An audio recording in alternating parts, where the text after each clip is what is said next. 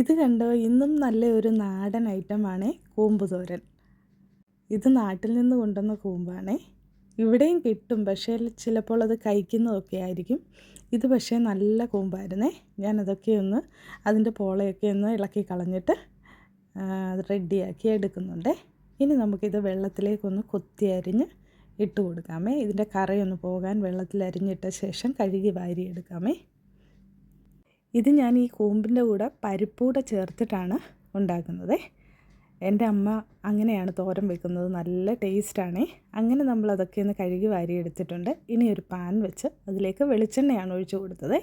ഇനി അതിനായിട്ടുള്ള തേങ്ങയും 3-4 ചെറിയ ഉള്ളിയും കാന്താരിയും ജീരകവും മഞ്ഞൾപ്പൊടിയും ആവശ്യത്തിന് ഉപ്പും ചേർത്ത് അതൊന്ന് ക്രഷ് ചെയ്ത് വെക്കുന്നുണ്ട്.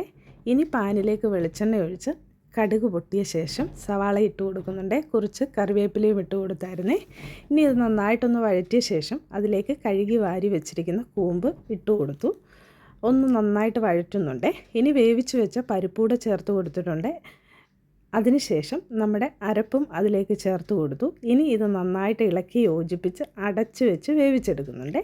വെന്ത ശേഷം ഒന്ന് ചിക്കിയെടുക്കാമേ. അങ്ങനെ നമ്മുടെ സൂപ്പർ കൂമ്പ് തോരൻ റെഡി.